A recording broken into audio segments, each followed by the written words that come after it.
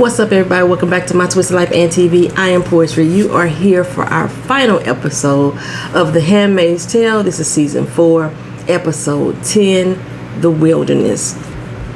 First and foremost, I want to thank each and every one of you for being here with me this season. Some of you were return viewers, some of you were new. I appreciate all of your commentary, all of your different points of views. We were able to keep it respectable and still, disagree at times. And I really appreciate that. Besides me just enjoying doing reviews on different TV shows, having conversations with you in the comment section makes my days. It makes my day sometimes, So I really, really, truly, truly appreciate you. One of you guys commented before that you enjoy coming to my channel because I'm not trying to sell y'all stuff. I'm trying to sell y'all stuff this time, child. Let me tell you. No, for real. I do have a beauty business, survivebeauty.com, and I am hosting a pop-up shop in Atlanta on June 25th, and in is that right? No, that's wrong. A pop-up shop in Atlanta on June 24th, and a pop-up shop in St. Louis on June 25th. If you are in those areas, swing on by 4 to 7 p.m. at 415 Edgewood Avenue Southeast in Atlanta, and at 5249 Delmore Avenue in St. Louis. So yeah, that's about the gist of it. You can always go to my website at www.survivebeauty.com. And look around, take a look around, shop, get a little heart's content and stuff. Get you some lip glosses, some body butter, some lotions. So most of my stuff has healing properties, pretty like that. All right, so that's my little PSA. Yeah, when I read that, I was like, oh my God, I'm finna promote. One of the things that I'm thinking I want to do, starting in the fall, possibly, and it's just a possibly, is while we're waiting on season 5 to begin, I was thinking about reviewing the book New Testament. I could go back and review the book, the original The Handmaid's Tale. I could go back and do that. So I'm not certain yet because I don't want to ruin it for season 5. I don't know exactly what they're going to do or what they're going to how they're going to bring out season 5. And if we review the book, for those of us who watch the show and read the book, then it may spoil it for us. So I don't know. I'm thinking about it. It's an idea. I may just go back and, like I say, review the original book because it does have some changes and stuff from the TV show, or maybe the movie. Anyway, let's go ahead and get into this recap review. This is the season finale again, The Wilderness. Well, June is down at the Justice Building. She's sitting there in those red chairs. And I noticed throughout the whole episode, there were lots of moments that June was cloaked or surrounded in red. Gilead still has a hold on her. And that's basically what that said to me. She's sitting there thinking about the moment she went to Jezebel's with Fred, pretending that she liked him in order to gain his trust, while all the while wanting to bite his pecker off. That's pretty much what she wanted to do. She kept telling herself not to scream, not to run, don't even fight, right? Just smile and try not to bite his ass, right? Well, she ready to bite right now. We have been saying for the whole of this season that June is ready to crack. She's been doing some stuff, that's been off the hinges, but we felt that she hadn't cracked yet. This is the episode that June cracked. Along with all the other women. Remember the 2 episodes ago when I was talking about how June was gathering a team together. She was getting a gang, a mob, so to speak. And they came through. Forgive me. I'm drinking blueberry soda, y'all. I shouldn't be drinking soda. It's midnight. I shouldn't be drinking soda. Anyway, Tuella walks in. She like, you know what? I don't even really want you here. You really should go. He like, yeah, whatever. He really dismissive, He like, this only gonna take a moment. At that moment, when she said she didn't want him there, Rachel should have taken over, the woman who was the other person that's part of the U.S. government. If I say I don't want no parts of you, I don't want to deal with you, a moment is a second too long, okay? He's taking her to give a statement prior to giving Fred his plea deal. Where on God's green earth do they do that at? I was asking that, right? At what point in the law does charges get dropped and one of the victims get to come in and enter a statement prior to the plea deal kicking in?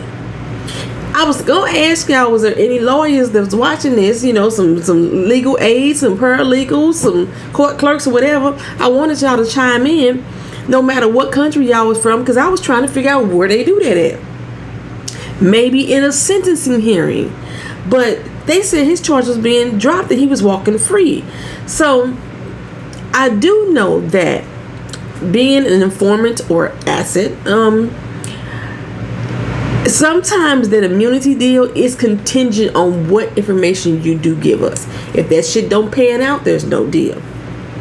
But yeah, before a plea bargain, no man pay him. But yeah, June wouldn't have no say in that, with none at all. And then after this, he still got the ICC hearing. That didn't make sense to me. For what? Now, Tuello said, he cleared it up for me. That's why I said I was going to ask y'all to speak, but he cleared it up for me. He said that normally we wouldn't even do this. The judge would already make the decision on whether or not he gets the deal. But, this is June. She gets special treatment. She always have, My words, not his. But he tell him he is going free. He most likely. He gonna tell June though that he was on her side. No, you're not. You don't have a side for real. You really don't. Actually, you know what? You don't have a moral side. You do have a side, and your side is about power. And right now, Fred is empowering you. And some of y'all said in the last episode when we talked about the Judas, that that a lot of people were Judases in this particular episode, and Tuello was definitely one of them, probably one of the biggest ones of last episode.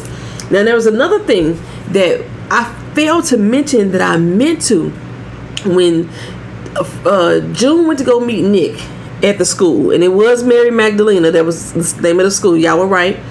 And then Mary Magdalena is the one who, when I was talking about the Last Supper and I said there's a woman, that's who they claim is the woman in their picture, is Mary Magdalena.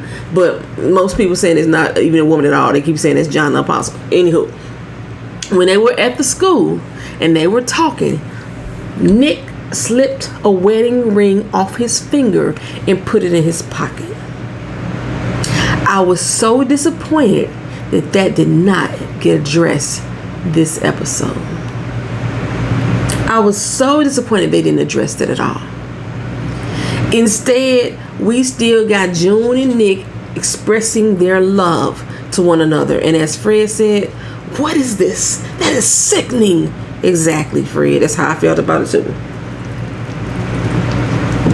So throughout the episode, y'all know my biggest complaint. I'm not going to even mention the purposeful, hard stare at the camera that she did. I'm not going to mention slow peel up to the sky when she got outside. And she did this twice. The first time she was remembering what was going on with Fred and Jezebel's. And the last time she was remembering what the hell went on with Fred and Jezebel's. And that time was payback, right? She did a direct stare through the bus as it passed by, the red bus. Okay, but no, I'm not gonna do that this episode. I'm not gonna do this review. I'm gonna save y'all from me mentioning about all those stares that she did into the camera. I'm not gonna do that this time. I'm not. We get to the house. Moira's on the phone, and she's finding out that they're finna send Fred to Geneva. And if y'all don't know where Geneva is at, that's in Switzerland. Remember, Switzerland is still playing Switzerland and all this. They neutral and all this here, and that's where the Geneva Convention is normally held. So they're sending Fred all the way to Geneva. And the way that Moira was telling it, that Fred and Serena were going to be over in Geneva and could find a new home and start a new life. That's the way Moira was explaining it. And they was going to be gone at the end of this week. I almost got excited. Like, what you gonna do, June? What you gonna do? Because she had this look on her face when she was sipping her tea like...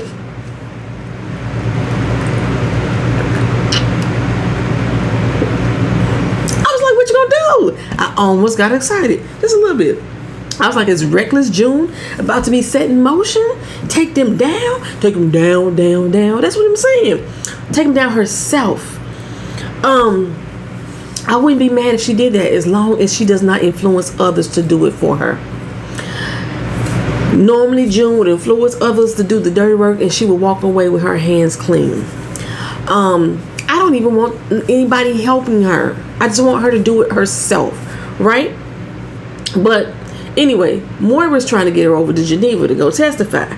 She's going to try to raise some money or what have you. You know, this is a big switch for Moira. But she was affected by Fred as well, being at Jezebel. So I'm not sure why her testimony is not relevant. Why June's testimony is the only one that has a strong point here. Because Moira has had experience with Fred as well. Anywho, I was like, why are we trying to send June to Geneva to testify? You know, the case is done, but still, ain't Gilead still out here kidnapping women? Why would we want her to be on a doggone plane? And we know God doggone well they would love to get her back. We do have spies among us, right? Well, Moira is dead set on getting her though. Like I say, June smirk, she plotting something, baby. She is plotting something. So while Fred is getting drilled, basically, for info, because they trying to get everything they can get out of him, Serena goes into the hallway to check Tuello. Like, what's going on? Why this chicken here talking to my husband the way he talking to him? You know what I'm saying? He giving you what you asked for. Put some respect on his name. That's pretty much what she said. And you will address him as Commander. Oh, we're gonna be done with this interview. Finito, right? So he like, okay. She said, you know what? We need the internets. We need to talk to our socials. Talk to the people. He said, that's already done. Fine, you get that. How you making demands in jail? I just don't.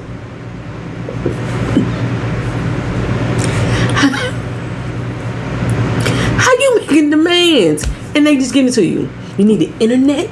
Done. We need a crib.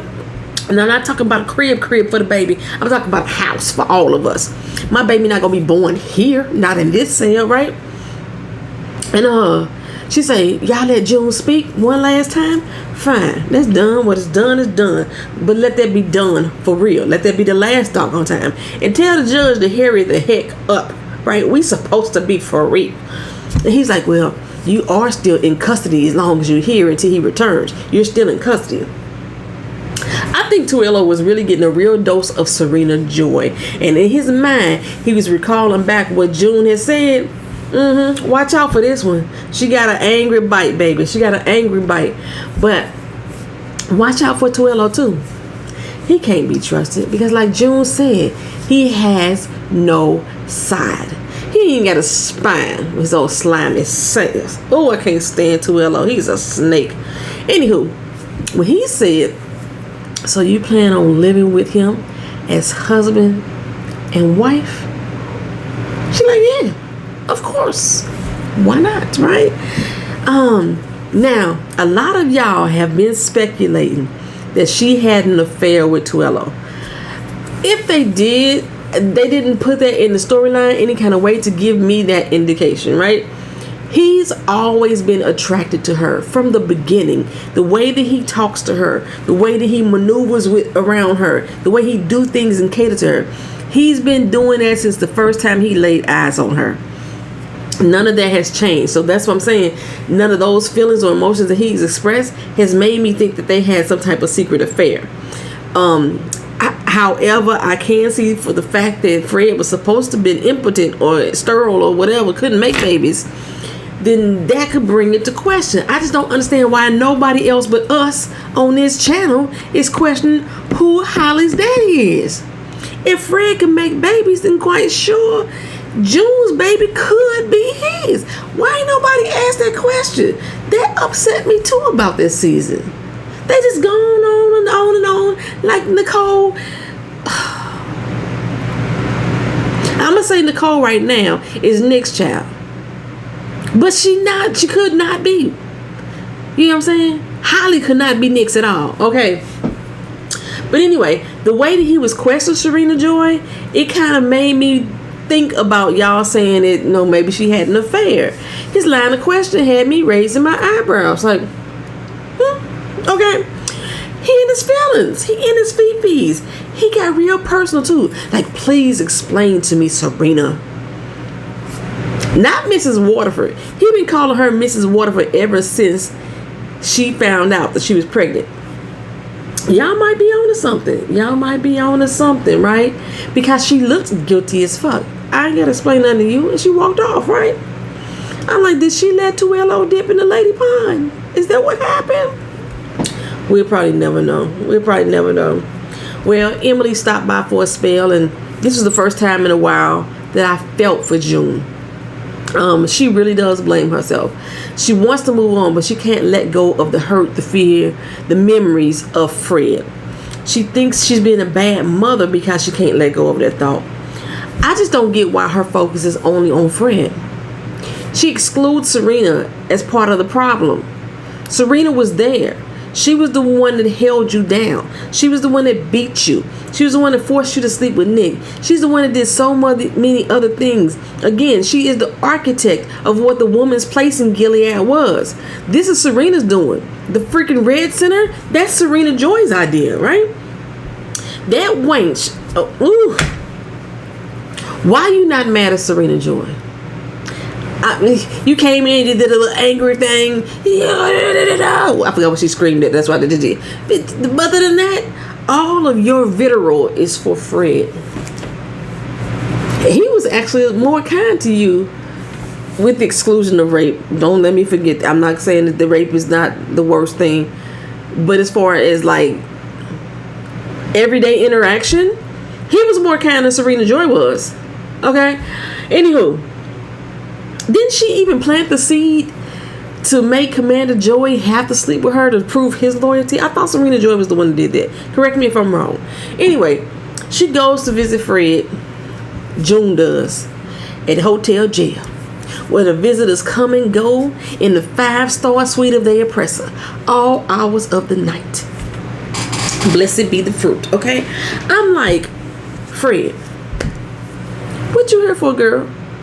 I know it ain't to wish me well. What are you here for? She said, I thought this might be my last chance. Your last chance for what? Okay, I was joking earlier when I said I was ready to see June be reckless. I'm ready to see June take action, but with careful thought and consideration for a change. At least, do the damn thing, hit them where it hurt, but think about that shit and plan it out. Okay, but if she take him out, I ain't gonna be mad.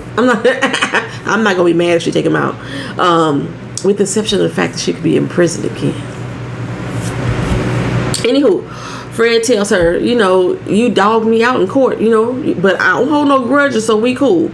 And June is like, bitch, what? That's the look she had on her face. Okay, what? And then she excused the guard. He left. The guard left. He didn't say, no, ma'am, I'm here for your protection, or no, ma'am, I'm here for his protection. He left without hesitation. If I was Fred, I would be nervous. She looking around at that lamp just a little bit too closely for me.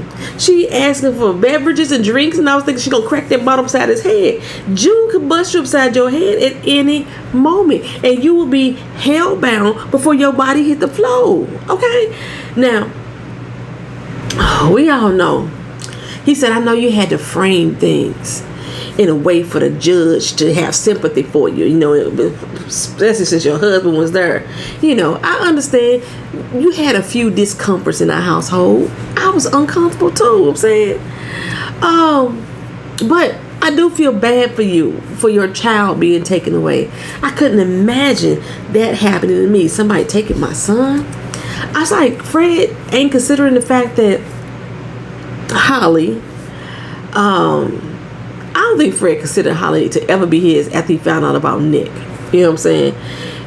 He forgot that child that was taken. So June had 2 children taken from her, right? Before June took it back. But anyway, for that, he's sorry. June started bawling. And then all of a sudden, she stopped crying. I said, oh, crazy just kicked in right there. Crazy kicked in. If you ever see somebody who just crying and emotional, then all of a sudden, either they start laughing or they just calm down, be concerned. Be concerned. Be highly concerned. I really shouldn't be drinking this soda. I don't even drink soda like that. I drink water all the doggone time. But I'm drinking soda today. I need some flavor. I had a bad day. Actually, I didn't have a bad day. I just had a rough day. You know, I got promoted today. I signed my promotion paperwork. It don't take effect, I think, for a couple weeks, but I got promoted today. And then I'm supposed to be on vacation next week. And they put me on the schedule. The 3 years that I have been at this job, every time I have applied for vacation, there's always an issue. My vacation slip get lost. They wait till the last day of and say, no, you can't go. They always have a problem with approving my vacation, even though some people just like put in for vacation yesterday and they was gone today, right? I put my stuff in like May 1st and I'm on the schedule. I don't know, maybe it'll get fixed tomorrow, but I got things to do. I got my pop-up shop this week. I was going to a wedding. That's what I'm doing. I'm going to a wedding. And I figure since I got to stop in Atlanta, because we only going to drive like 8 hours at a time, I'm going to stop in Atlanta and sleep. I was like, fine, I'm going to do a pop-up shop there. And then I'm picking up my cousin in St. Louis. I was like, fine, we're going to do a pop-up shop there. And then we heading up to Kansas City. Anywho, June stopped crying. She needed a drink. One of the fine amenities offered to the prisoners at Hotel Jail. When he got up, June clicked. Told her she clicked. She's like, She was back at don't run, don't scream. But this time we gonna bite. Fight if we must. Fight if we must. Fred delusional ass in there saying, you know, I know me and you didn't have no real love for each other. I wouldn't call it love. But we had something special. I couldn't put my finger on it. We was something special. That's that same BS that Warren was feeding Janine, which made Janine fall in love with him, right? And making Janine believe that he was going to run off with her. And speaking of Janine, this is another thing that pissed me off about this finale. We did the whole finale without including Janine or Aunt Lydia. At this point, we're halfway through the episode. And I was like, wait a minute. We ain't seen Janine or Aunt Lydia yet. We don't know what's going on with Baby's Breath. We're going to do a finale and not finalize everyone's storyline.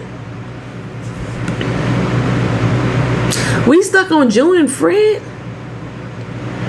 Ugh. Well, anyway, Fred said he missed Alfred. June said, I miss her too. I miss her strength. And I'm just missing what the hell is going on. What the hell is about to happen, right? I know she playing mind games with them, but what is she planning to do is my question. I was like, Fred's a dumbass. You know, he falling for this stuff. Or am I being a dumbass and she being truthful? That's how I was feeling. Because, you know, all through all the other seasons, I was like, June ain't, she really think that she got a friend in him. And I still think she had a friend in him. She thought she had a friend in him. But I think now, hindsight, you know, she looking back, she realized, you know, she was playing the game. Well, on her ride home, she tells Luke that she gonna put Fred on that wall. And he like, look her, they finna let him go. Just let him go, June. And she like, no, on the motherfucking wall. That's where he gonna end up. I said, okay. How she gonna do that? She gonna give Fred to Commander Joey. That's what she gonna do. Somehow. Cause he said, come better. How much better can she come than giving him a traitor to Gilead? So June shows up at 2LO's crib like, go change. Fred ain't leaving and you helping me. He like, what the hell are you talking about? No, I ain't finna do that. Yeah, this is not even a discussion. It's happening. Get dressed, right? First, Serena bossing him around, and now June sounding just like her. That's because she acts just like her, okay? I've been saying it for years. So she turned on the weepy eye. The turds didn't fall, but she turned on the weepy eye and pleads for his ear. Let's just go for a ride and just talk it out. You ain't got to talk, just listen. I was like, that don't sound right. You just said it's not a discussion. What we need to go talk about. Okay. So June, she's had the embassy call Commander Joey. How y'all get his phone number? Like, why do y'all have Commander Joey and Nick's phone number like that? Y'all personal numbers. And why are they able to travel? Why was Nick able to travel so freely back and forth to Canada? I just don't understand that. I don't understand why any of the Gilead people do, because there was a ban. I had to rewatch that episode. They put a ban on Gilead ambassadors or Gilead people coming to Canada after that first trip with Serena and Fred. Okay, anywho. Tuello, he's unaware of any of this, right? He has to ask June, were you sure he was gonna give us safe passage? Tuello, you didn't verify none of this? She telling you that the embassy called, you didn't verify this? What sense does that make, right? They go into this little dingy diner, and just like I thought, there is Commander Joey, ready to trade for Fred. Tuello was like, nah, bro, that ain't finna happen. So June had told Commander Joey, they Fred up her snitching, right? And I was thinking, Tuello, this is why you shouldn't be sharing details with her, Serena, or Fred. They know too fucking much. The Waterfoots is just fucking Tuello's stupid. You know what I'm saying?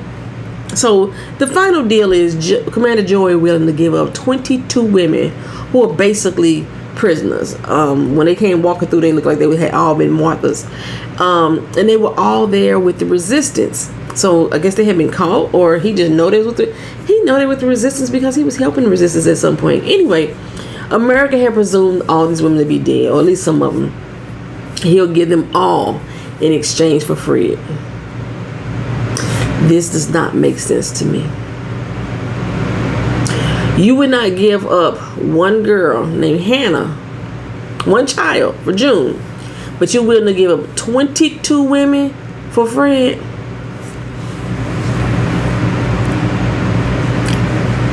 Nah, that don't sound right. Something don't sound right with this plan. It don't make sense to me at all. Don't make sense to me at all. Y'all, I hate that I own a 55-inch TV screen because them close-ups of Emily, because I'm not going to complain about June, but them close-ups of Emily, as she was looking back and forth to June, was getting on my doggone nerves. Anyhow, Fred thinks he's about to go to Geneva. He swings by cell block penthouse to Serena. She on the phone talking to the ICC, a press representative. Serena feeling herself these days. She writing, she getting to speak, use her voice, talk to the media, coordinating press conferences and stuff. And when they said their goodbyes, it was almost like Serena Joy knew Fred was not coming back. They didn't hug, they didn't kiss. She's like, all right, call me later. Yeah, when you touch down, let me know. And then she went back to talking to the ICC rep. Now, as Fred walked outside, praise be. It's a good day, I was supposed to say it's a good day to save lives. I was thinking of Patrick Dempsey and Grey's Anatomy. Anywho, Fred walks out and finds out from Tuello that the ICC courts have just denied his immunity. He ain't going to Geneva. Like, what the hell is that? I was like, I'm sure Serena knew. Tuello happy. He can now win over Serena, you know what I'm saying? He take her heart now. Now, Fred is in the custody of the American government. And he is being denied a lawyer. How is that? Something ain't adding up here. Because if nothing else, I don't care how much of a criminal you are, you get a lawyer in America.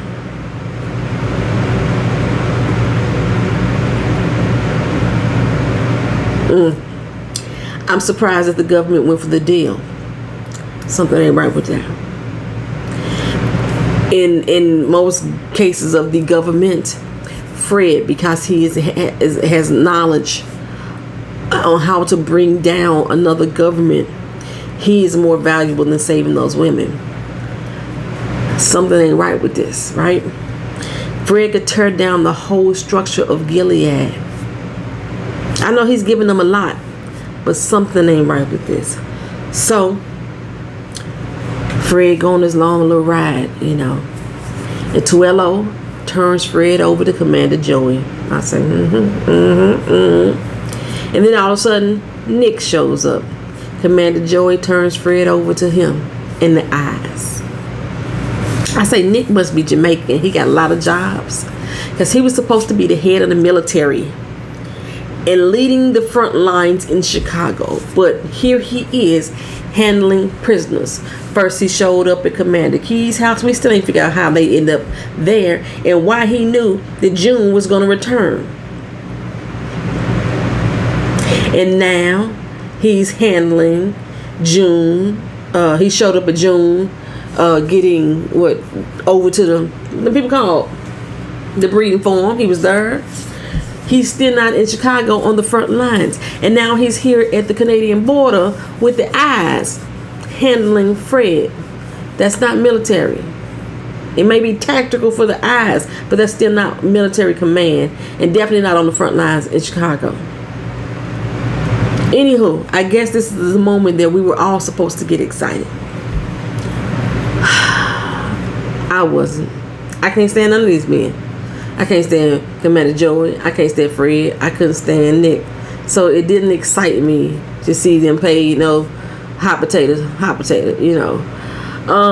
with Fred. June said that she wanted Fred to be scared. Ooh. That didn't work.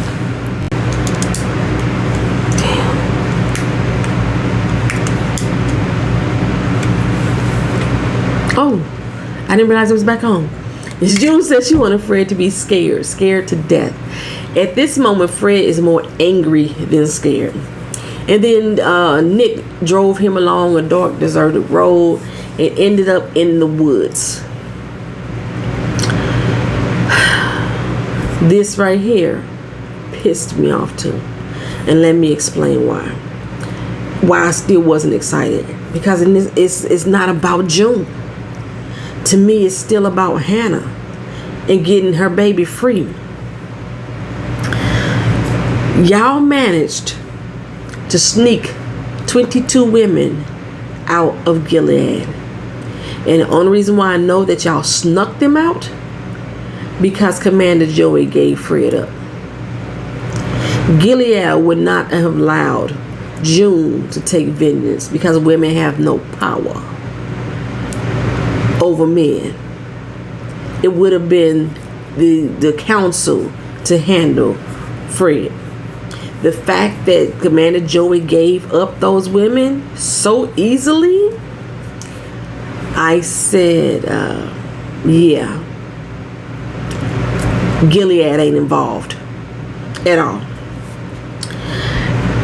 But y'all was able to get these 22 women out of Gilead with the help of Commander Joey, with the help of Nick. But for some reason, Hannah is unattainable. If Nick can manage all of this, because he drove around mindlessly in the dark, in the woods, and basically ended up either back in Canada because of all the women that was there and present, or they was able to sneak all of these women into Canada. If Nick has this type of power to do so, surely he can get Hannah. And that was my only thought at this time. But if y'all notice, not once has she asked Nick to get Hannah for her. She's asked him to get information about where she's at. But just how he was able to get Hannah to Philadelphia in that glass cage from her home when she supposedly lives all the way in Colorado Springs, he could get fucking Hannah to her mama.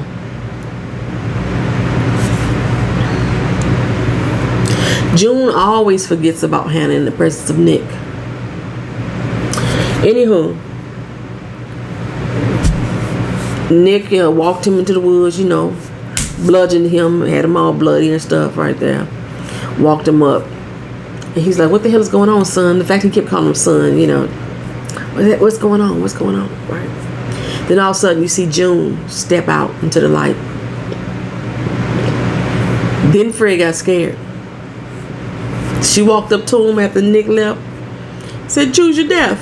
You do this one or you do this one. I forgot what the heck there was. I know it was a whistle or something else. He was like, oh, a gun. He was like, yeah, no, you ain't finna shoot me. You know what I'm saying? She said, okay. So she blew the whistle. Blow the whistle. I can't whistle because I've been drinking this doggone blueberry soda. Anywho, when she blew the whistle, out comes gang. Grief support gang. They all come out. It looked like the doggone women that just crossed the border too. It was a whole lot of them mugs, right? All there to do her bidding. So I told y'all earlier, I would not mind if June did this alone. When she incorporated all those women just for Fred, I really wish she would have did it alone. It would have made me feel better. She tells Fred to run. He take off, baby. He don't hesitate. He take off. But I refuse to believe that he couldn't outrun them. I know he had a messed up leg. He was limping for a while, but he has recovered. And nah, June been shot up and everything. I refuse to believe that Fred couldn't outrun these women. But he slips and falls just like in a horror movie. He looks up and he sees June, the boogeyman, looking right down at him. She hauls off and hit him. Right? All the rage that she had within her soul landed in his face. Just knocking him. Then all of a sudden, Emily jumped in. Then all of the 11 other women jumped in and followed suit. All of them kicking them and beating them and stuff like this. To one of my favorite songs. You don't own me. I'm just not one of your little toys. You don't own me. The song started off with the cover version by Say Grace, and then by the end, after the music had quieted down a little bit, and then it came back in, and it was the original song by Leslie Gore, 1963. That's how old that song is. You don't own me. I'm not just one of your little toys. You don't own me. Don't say I can't go with other boys. Don't tell me what to do, and don't tell me what to say. Please, when I go out with you, don't put me on display. You don't own me. Don't try to change me in any way. You don't own me. Don't tell me down, cause I never stay. Cause the music get up. So don't tell me what to do, and don't tell me what to say. Please, when I go out with you, don't put me on display. Then she bit him. He getting pummeled, y'all, by all these 11 women plus Emily and June. He getting pummeled, and somehow she managed to get in there, teeth first, and bite his ass like she was a zombie from The Walking Dead. She didn't get punched at all, didn't get hit herself. All these women kicking and punching and screaming, and she bites him, picks him up face to face, almost gives him like a kiss, and bit him like day at dawn. Just bit him. So now it's morning. They have beat him all night, I presume. It was daytime when Tuello took him from the prison. And now it's daytime again. June, still wearing her red cloak, now covered in blood and bruises, right? I was like, what you got for Serena Joy? Nothing, I guess. Since the deal is off the table, Serena Joy should be still a prisoner in jail, right? Sitting there waiting on Fred to call. But then jail mail arrives. Yeah, there was a package there without no stamps. The guard opens it up. Now, I'm going to tell y'all, that envelope would have never made it that far. I know, I've been in jail. But somehow, the mystery package makes it inside. He cuts it open and out falls a wedding ring. Then falls a finger onto the table. He screams, "Oh!" Yep. Now, by June, mailing it to Serena Joy, or somehow she managed to get into this building because there wasn't no stamps on it. Is this her way of saying, I got vengeance for you too? He reaped what he sowed. He took a finger from you, so here's his finger. That's what I got from it. I didn't take it to say, girl, I done took your man out. I didn't take it to say that. I took it as saying, here's a finger for your finger. You're now free too. That's the way that I got it. All those phone calls that was back and forth with Serena and ICC, was Serena part of this plan? Because you know Tuella gonna do what he can to save Serena Joy. Was she part of the plan? And now she free too? Y'all let me know how y'all read it. Do y'all think that the finger symbolized Serena Joy getting vengeance or having some type of like, hey, some resolve on her end? Or was this her June just slapping her in the face saying, I killed your husband? I don't think it was the latter. Anyway, I just did not feel satisfied, y'all. I did not feel satisfied. I didn't feel satisfied with this show, with this episode at all. I didn't feel, as far as the season finale, it was lackluster to me. I just didn't feel satisfied with Fred's killing, and I think that's because all the 11 other women that was there. I really wish she would have just handled that shit on her own. Okay. I also didn't feel satisfied because now we would never know who's Holly's real daddy. June enters the house.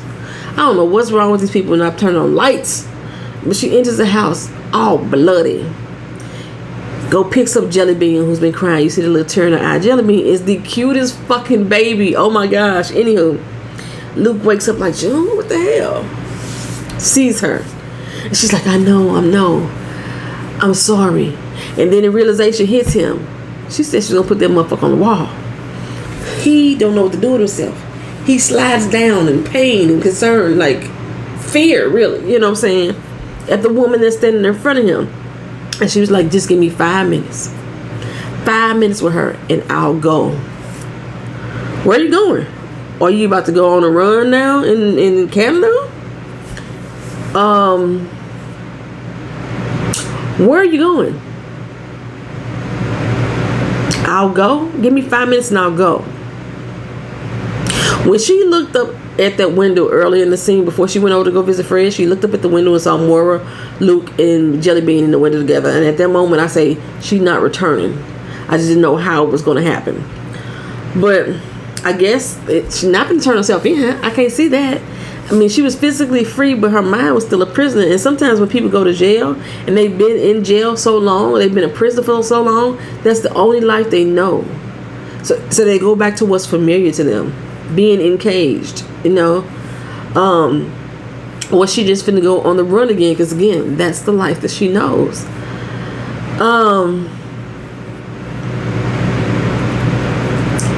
Is she fucking disappearing?